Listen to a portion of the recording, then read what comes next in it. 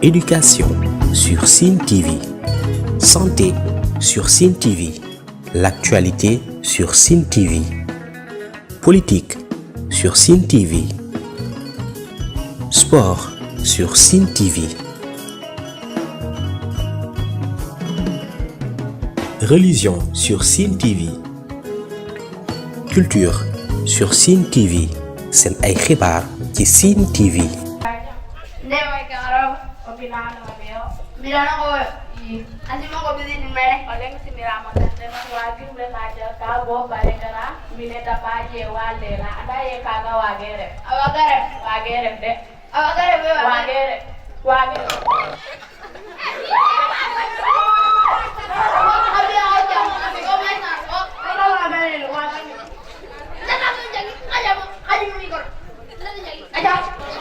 Bonjour les élèves. Bonjour madame. Asseyez-vous. Qui va me rappeler la dernière leçon de géographie? Mamadou. Le Sénégal situation limite étendue. Quelles sont les limites du Sénégal? Le Sénégal est limité au nord par la Mauritanie. Très bien. Au sud? Au sud par les deux Guinées. Quelles sont les deux Guinées? Le Guinée-Bissau et le Guinée-Conakry. Très bien. À l'est? À l'est par le Mali. Très bien. À l'ouest? À l'ouest par l'océan Atlantique. Par l'océan Atlantique. Très bien. Sortez. on bidano ka den wa wodum tena sutu ka bine sutu ke bine he sutu bine sutu la ya aja bine gadi bagas ke o baret gadi sutu ke aja aja koy tunim ju ñoko baba ablay ya fa baba nan dawra mana de kam ha dawe wara na bin na win da toro ha taxaw ñoko won nga jam de baba jam rek keno biya mo ko de sek adna ka ñaaja ore tok ñaaja o tem ne xawel koy a jega no ko ande ko wor de tan basin no mo o bugo ko be to kaga jaade anda male mo mo ko leong de o to o ka jel mina awanga wa do minan o binan nga wiedi ten be wa na ten wa ko wi diga ko da ka bo kam le na jara to ko le tida na koy ne ko ga o binan rewe karam na no kay nyas ten bidi dum be pour da wa do minan ajal ka o korbo do ma ge mo do Tena ko to ambirano ko tumbire so kay njala ta jawana ko yo jaw ko da ko kay ay gabe annay jaw kay ben di bobo nanang sap di bobo mbina mi mom no len den jaw ke ga ta de jimo to jimo ko ga ba kaga mom rog mo dindi gilo aja boge ko da amne na jara dara dadi wan bina bogo wa ko ya jawa Kada. Hai, ogar ambil wagi ramu simin. Dan kata aku simin, dulu ambil joko. Wagi ogar jodoh ambil. Ya. Ada, mau pi kade kadom ti, mau pi. Ya. Lede chawle na dum mambinu. Dedi dum. Chole dere fedara, nak muta fene. Anak liye wagi more tanjala, so garamine jawa, dapa, jewa. Anda ye kaga wagere. Kay wa imrek boko ba fikin wa ha hando na ya hayo kanam de mine imrek kajal ka ton kay ka dom tik bobu go hon ka dom tik de Ka dom tikke na at kay maka ngarek sogum hayal wat. Roga fa ene koy jom ada yo merci beaucoup yo nga jom Baba ka bugo waxtaan fawne. aja mo bi Baba, wa kefe sora fa ya bine feli rambe. habbe de rabat Nyal fo yen o dama ya era khawan. Fa hede kita biare biada refim ta o esam. Kon de dinami. kan se dong de An kon ko was ke no fiya baba. Iyo, tingin na waxtaan fa ya bo. yo Joko ya. aja Jambari. Ma baba uno tundik. Waxtaan na fa ten. kala yange Akala me afa hayade. Kunta deta kene ten cek kande mine par fas wage ten tara kene ka dom tik bobu go xol Ibara ko yaya. Baba la nge bara ko anda bara. Ala yang nge I ko anda I. Ko de tino ke rek. xam den na wone xaj pop na koy roga ba xade do jangi bala mu Wa imene ta. Bonjour les élèves. Bonjour madame. Ndel. Qui va me rappeler la dernière leçon? Les cours d'eau et lacs au Sénégal. Quels sont les cours d'eau au Sénégal?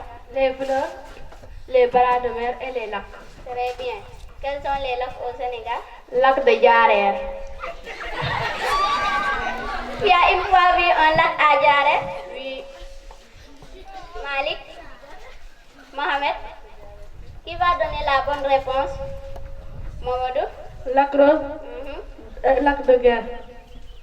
Rocky? Lac Rose et lac Talma. Très bien. Sortez, Maman Sali est reste là. Wa Maman Sali, hada mong botan kene tu ogaranga jankiro leçon so etan ko jango ko leçon ogaranga ref mene lola en to janga ola question ka andone inde fe naga lay fo mi rek o tewro hum wala ngam ay waga jekka andone waga hongo damikte Baba fa yaya yode. baba ko yaya khare Angara def mbine. Ina nyanga. Ina yale woy. Ina godu. gaga waga tahnu ba genjang layam nakas koy Teno de ndax affaire mbinan kese. ombidan som awaga tahnu ba genjang Ide. hay kaga mom riadat na orata nga hoya na mayo Iya. Jugum jub sa bada na ko ndawra hina. ya Nangiyo ba? Jangan so. Oke. Coba kita deh. Wah, mau ada nggak? Yang dikit. Kalau gari bangga. jam fopo Oke. Yoko. nga aja nggak jam somke nambi na Ayo mana? mbay na jam Jam sunke. wada habi ya hewotan kene tu ka ngara école son janke yo leçon a poser ange question de la question ka refer na naga Ako. Kaga da yegunu. kaga mbiya yo tan kene de daleki de wofo ba den kan dawra yo so kaga mom we gi im ka wag na yakana den tan jango yo hana hare problem ke Mama da la ligin.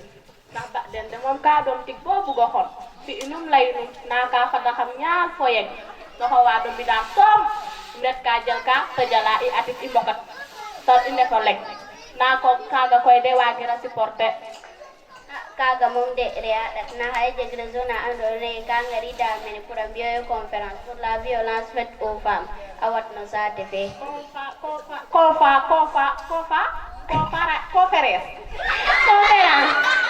conférence pour la violence faite aux femmes pour awat no sa te fe conférence pour la fête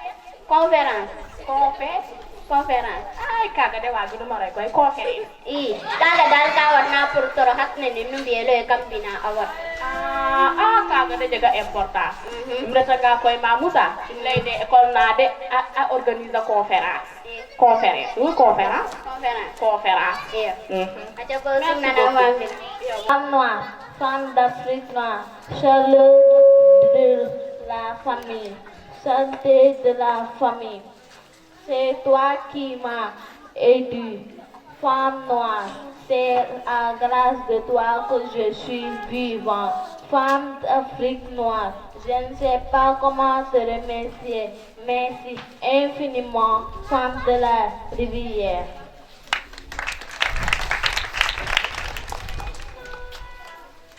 envie de partir, envie de tout laisser, envie d'abandonner, envie de renaître dans un monde calme et paisible, envie de vivre dans un monde sans violence, ni gifle, ni brutalité, ni maltraitance, ni harcèlement, ni humiliation, ni viol, ni abandon conjugal. Ces faits sont les marqueurs faits aux femmes et aux filles. Un monde sans violence est possible. Ce n'est ni un rêve, ni une imagination. Ensemble vers un monde sans violence. Cri du cœur, mère, pourquoi toute cette précipitation? Pourquoi cueillir le fruit avant qu'il ne soit mûr? Pourquoi m'arracher à l'école? Ma vie a besoin de respirer l'odeur du savoir et de la paix. Aucun parent n'a le droit de sacrifier la vie de son enfant.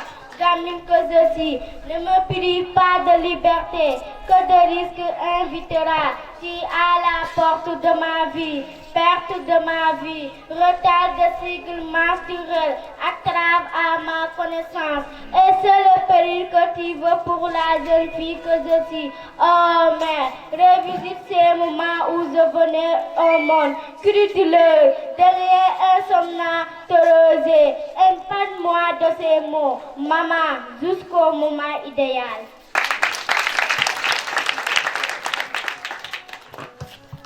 Poème. La violence faite aux femmes. Il est temps d'arrêter.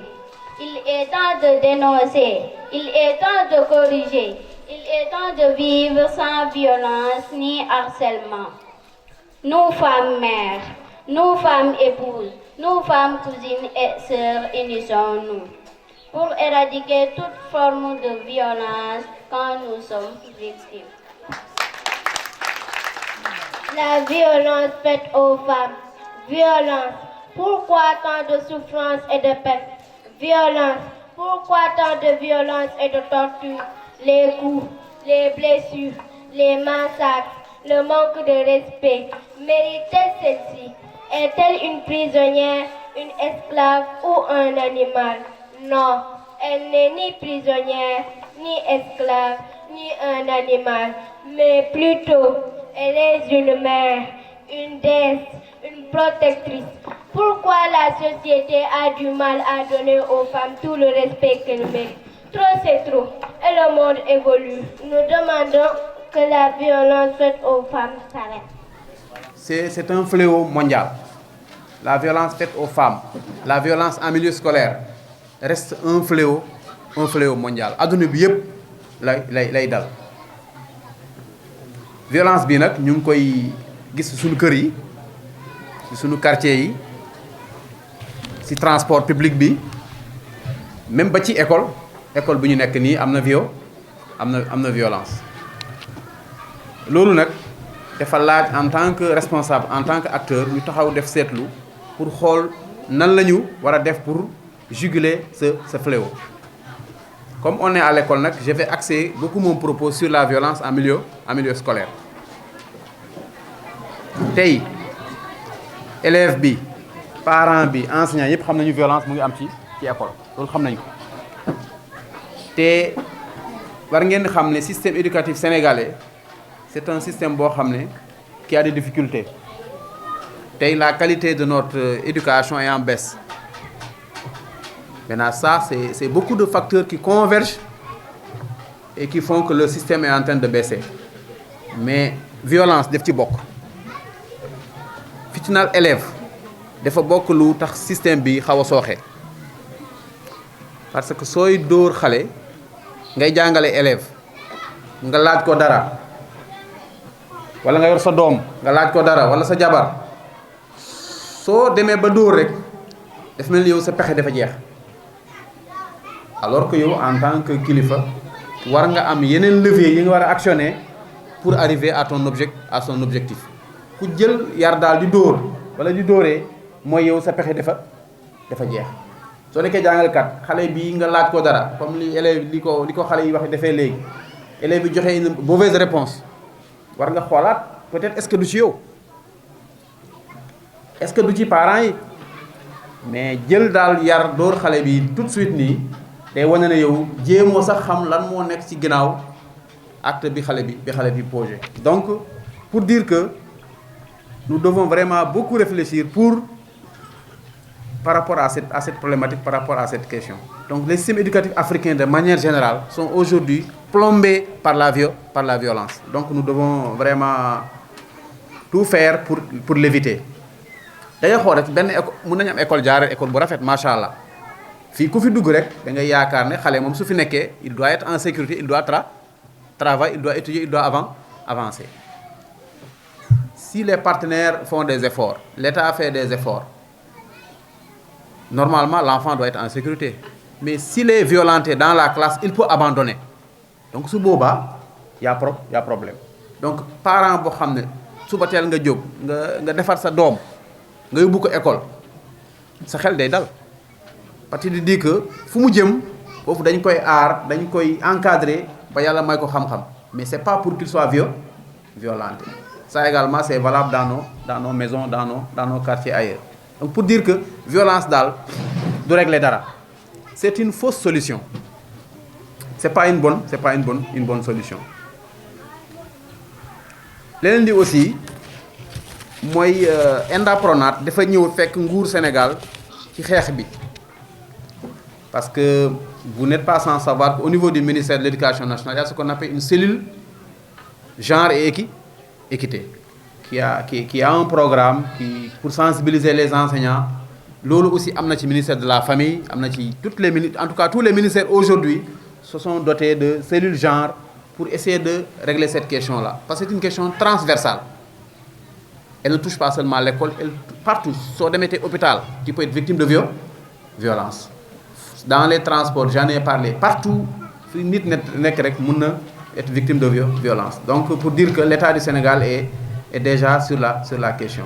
D'ailleurs, c'est pourquoi depuis 2021 benn bànqaas bi nekk ministère bu tudd DCMS, Direction du contrôle médical scolaire, mu ngi dérouler benn programme dans l'académie de Fatick.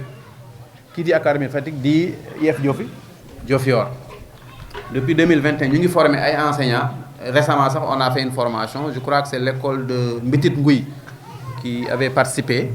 Les années d'avant, l'école de Diagadione a participé. Joïne Privé également a eu à participer. Et d'autres écoles. Même Pierre Neymaron, je crois bien, avait participé. Et loolu dafa law ci Dakar, partout.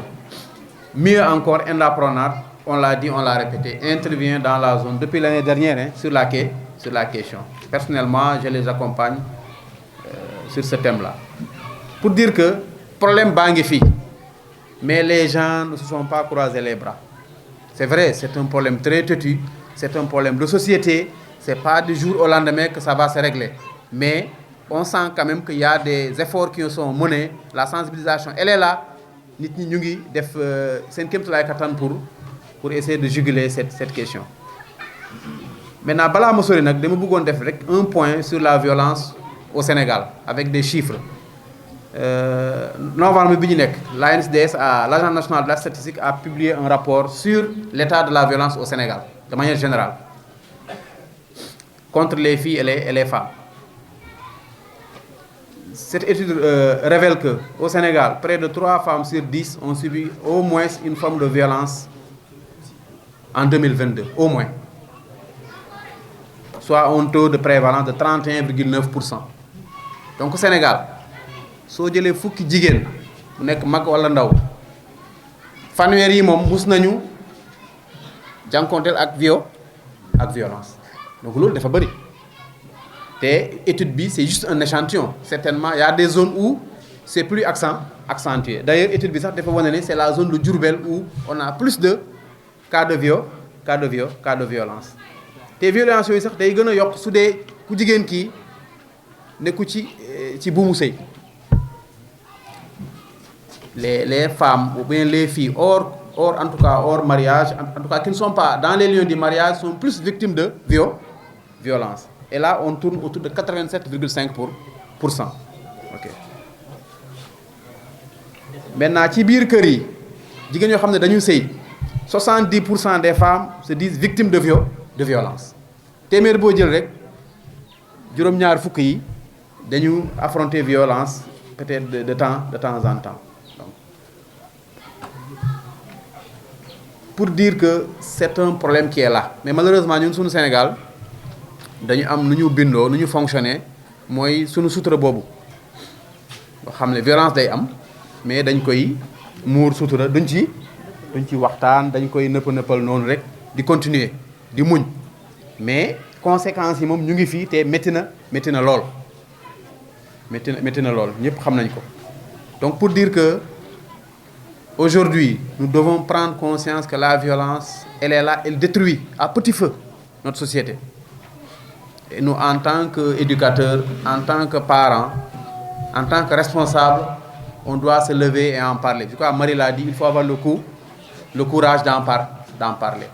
Parce que violence dans un couple, bon, je n'apprends rien à personne, hein, ça ne règle pas les problèmes. Je crois que une famille qui vit dans la violence, les enfants ne sont pas à l'aise. Les enfants ne sont pas à l'aise. D'ailleurs même, on va le voir dans les conséquences. On est en train de reproduire de la violence.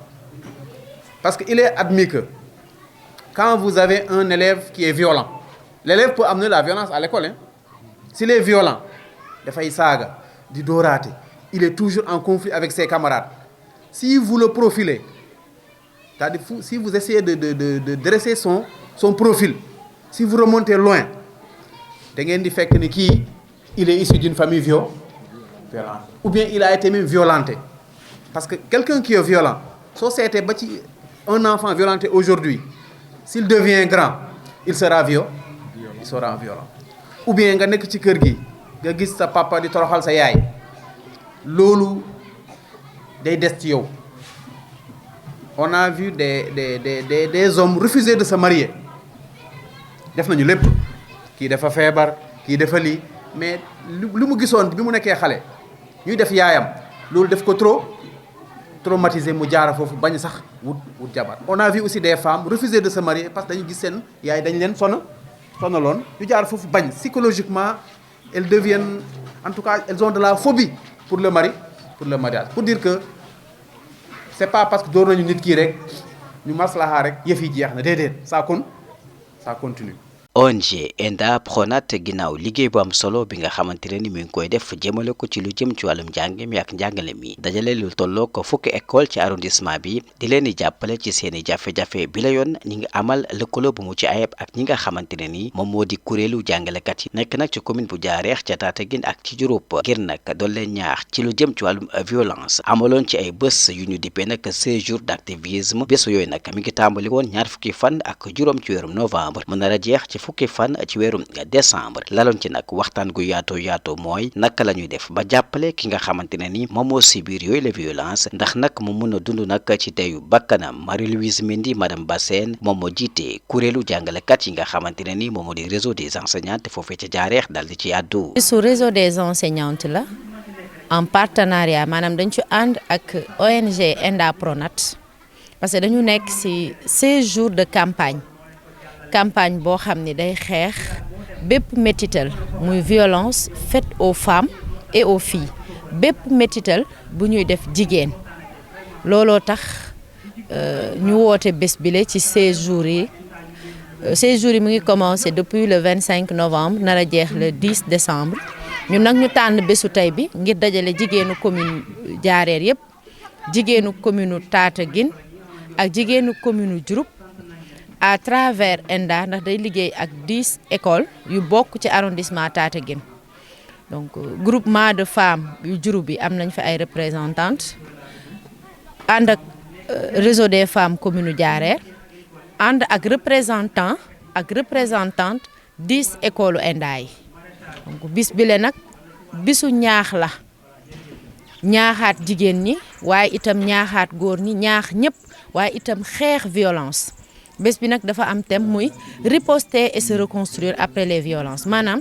nan nga mën a yëkkatikoo ak nan nga mën a defaraatee sa dund ginnaaw violence. Jaareer dafa nekk école commune maanaam école centre Jaareer mooy suñu fief école Jagajon bii ñu daje tey c'est vrai que école Jagajon bokkul ci 10 écoles ENDA yi waaye réseau des femmes dafa boole enseignante yëpp muy préscolaire de élémentaire di moyen secondaire képp kuy wuyoo turu enseignante ci réseau des femmes nga bokk te comme Jaareer école Jagajon mooy commune bi moo tax ñu andi ko fii ndax ñu mën a dajaloo fii ndax mooy centre ndax ku bëgg a jógee Diohine nga yóbbu ko feneen fu sori Jaareer ku bëgg a jógee zone Bikol ku bëgg a jógee côté école bu mel ni Godel ay Xasuus feneen ak feneen maanaam boo ko sorilee day xaw a métti ci moom Jaareer mooy centre bi ku bëgg jógee zone Bikol ku jógee zone Diohine mën na daje ak ki nekk zone Jaareer moo tax ñu andi ko fii tey.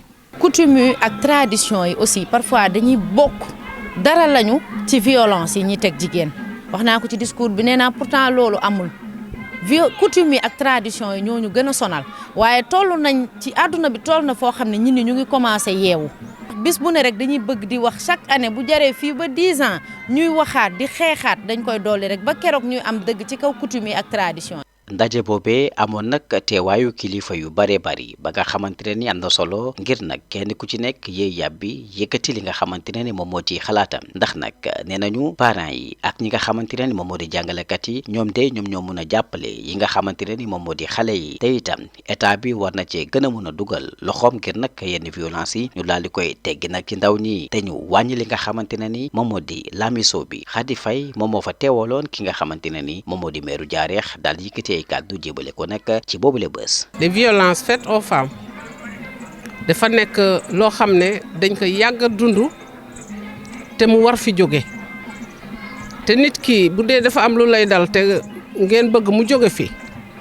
da ngeen koy bokk xeex muy ñëpp muy les enseignantes les enseignants ñëpp ndax enseignants yi tamit am na classe yoo xam ne enseignants ñoo ko yor mais jàngalekat yi en général ñoo mun a jàppale xale yi ak parents yi ku nekk dañ ci am sa rôle xale yi dañ leen war a surveiller de près jàppale leen ba ñu mënal seen bopp ñu xam fan la ñuy war a teg seen tànk loolu nag il faut tamit état jàppale ñu ci ndax violence yi ñuy def xale yi des fois wala jigéen sax en général dafa nekk loo xam ne ñoom kese mënuñ ko dindil seen bopp il faut ñu jàppale leen ci jàppale leen comme naka bu amee ñu régler ko bañ ko régler à l'amiable bañ a arranger bañ a xool mbokk yi mais nañ ko teg ci yoon bu ko defee keneen dootu ko defaat moo tax ma sawar lool teewal fi madame le ministre honorable député Thérèse Faye Diouf nga xam ne loolu bokk na ci ay soxlaam ndax moom jigéen la te jigéen bépp jigéen bëggul kuy xoxatal jigéen loolu mu war fi jóg kon ñu ngi ñaan ñëpp képp koo xam ne yaa ngi jege jigéen yaa ngi jege xale yi nga veiller à ce que loolu mu jóge fi képp ku ko def lu mu laaj ñu def ko keneen dootu ko defaat waaye bu ñuy arranger rek su ma ko defee mu jig ma keneen bu ko defee tamit mu jig ko du fi jóg. mu mel ni ak ki nga xamante ne ni moom moo di monsieur Djibril di inspecteur IEF bu Diofior ñoom ñoo bokk sax benn xalaat bi del si ne jot na nag ñi nga xamante ne ni ñoom ñoo subir yooyu la violence ñu leen di booleek ñi seen xam-xam màcc nag jëm nag ci wàllu googee ngir nag seen xalaat gën a mën a wàññeeku ci ñoom waaye itam nag ñu wàññi lamiso bi te itam li nga xamante ne ni moom moo jëm nag ci wàllum violence bi ñu xool nag lañu ci waxtaanee ba mu mën a wàññeeku bu baax. La lutte contre les violences des femmes thème bi nag mooy en tout cas riposter et se reconstruire après la violence mooy daal nan la ñu war a def ba dëkku daal violence bi am ci société bi am ci kër yi am ci mbedd mi am ci école bi te fléau bu mag la boo xam ne mu ngi def ay effet yu graaw ci société sénégalaise léegi nag ñu daal fi waxtaan wax leen lan mooy violence quelles sont les formes méthode bi daal bëri na fitina bi bëri na am na fitina boo xam ne dóor la boo xam ne wax la te moo gën a bon wax yu sew yu am ci kër yi yu am ci école yi am na beneen boo xam ne bu gën a garaaw nag mooy sakku xale jigéen yi loolu lañ ci waxtaan daal wax ak ñoom nuñ ko war a comprendre ak nuñ ko war a wootee surtout nag ñu am capacité détecter cas de violence yi signaler leen fi ñu ko war a signaler mais nag ensuite essayer de régler bi nag mooy dimbali xale boo xam ne jigéen boo xam ne da nga nekk victime de violence ñu war la bañ rek bàyyi noonu nga dem dañ la war a jàppale yóbbu la ci docteur yóbbu la ci ay psychologue encadré ba affaire bi génn sa bopp sinon rek day yàq sa dund loolu daal moo doon si tënku daal moom la ñu doon waxtaanee fii te réaction population yi wane daal ñoom ñu ngi comprendre lan mooy violence te ñu ngi dut baaraam problème bi te am nañu yaakaar daal lii daal su continuer fii balaa yàgg daal société sénégalaise dina am daal ay des réponses en tout cas très fortes contre la violence de manière générale. ONG ENDA PRONAD yàgg nay dugal loxoom ci li nga xamante ne ni moom mooy jàppale askan wi bi la yoon nag mi ngi jëm ci wàllum njàng mi ak njàngale bi ëmb nag lu tollook fukki école ci arrondissement bi ngir nag gën leen a mën a jàppale ci seeni jafe-jafe mu bokkoon nag ci 16 jours d'activisme yi nga xamante ne ni amal nañ ko mu tàmbali woon ñaar fukki fan ak juróom mu nar a jeex nag ci fukki fan ci weerum décembre ñu gis ne li di violence yi daal ci xale yi war nañ cee mën a gën a taxaw ba tax na bu ñuy wax école bokk na ci parents élèves yi ak lii di élèves yi ak lii di di jàngalekat yi ngir nag violence yooyee ñu mën a tàggeeku ci seeni kaw. Marie Bane assistante ci boobu le projet ENDA. li ñu dajale fii tey mooy dans le cadre des 16 jours d'activisme 16 jours d'activisme nag suñ ko waxee intervalle 25 novembre la au 10 décembre donc ci la ñuy fêter les 16 jours d'activisme réseau nag mu bokkoon nag ci suñu planification ak écoles yi ñuy accompagner mooy 10 écoles yi ENDA di accompagner dans l'arrondissement. Donc le réseau des enseignantes de Diarère ñoom jël initiative organiser les 16 jours d'activisme ci commune Diarère. Donc ñun ENDA ñu leen di accompagner ci journée bii nii parce que dafa méngoo ak suñu programme bi. 4 écoles de commune de Diouroup, 3 de Diarère et 3 de Tataguine. Mu nekk 10 écoles yi ENDA di accompagner ak inspecteur li responsable des genres au niveau de l'IEF de Diofior mais ànd ci ak waa mairie Diarère ànd ci ak réseau des femmes des enseignantes de Diarère mais ànd ci ak groupement de femmes yi nekk yi ENDA di accompagner Diouroup, Tataguine et Diarère mais ànd ci tamit ak waa APE ak CGE bu Diarère ak yeneen écoles yi. thème mu année bi mooy riposter et se reconstruire après les violences mooy tey ji bañ waaye nan la ñuy mën a jàppale nit ki nga xamante ne su subiree violence ba pare nan la ci mën a génne muy prise en charge. nekk liggéey boo xamante ne tey ji bàjjenu gox yi dañ ci am rôle bu ñu ci war a jouer le corps enseignant am rôle bu ñu ci war a jouer parents d'élèves yi am rôle bu ñu ci war a jouer donc ñun partenaires yi dañuy accompagner mais dafa am suñu waxee école rek 3 ñoo ko sëkk mooy parents d'élèves mooy enseignant mooy élèves yi donc gis nañ élèves yi tamit sketch bu ñu jouer mu nekk sketch bu am solo ñu wone ci type de violence yi nga xamante ne moom moo nekk ci kër yi moom moo nekk ci école bi moom moo nekk ci société bi mais tamit lancé nañu tamit ay messages yu fort nga xamante ne tey jii xale yi fi ñu génnee moo original parce que tey jii message yu lancé dafa am solo ba nga xamante ne loolu dafa nekk loo xamante ne day accompagner ci prise en charge yi. mu nar a jeex ci fukki fan ci weerum décembre ba tax na kilifa yi ñi ngi dox ay jéego ngir nag violence yi dal nag ci ndaw ñi mu mën a teggeeku ci boobu leen dajee xamal nañu askan li nga xamante ne moom moo am ci ay xeetu violence ndax nag yëkkati nañu violence verbale mu di ay kàddu yoo xamante ne dañ koy yëkkati teg ko ci nit ki ak li nga xamante ne moom moo di violence physique. Éducation sur Sine TV, santé sur Sine TV, l'actualité sur Sine TV, politique sur Sine TV, sport sur Sine TV,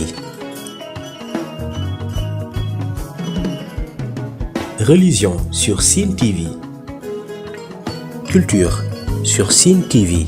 Seen ay xibaar ci Sine TV.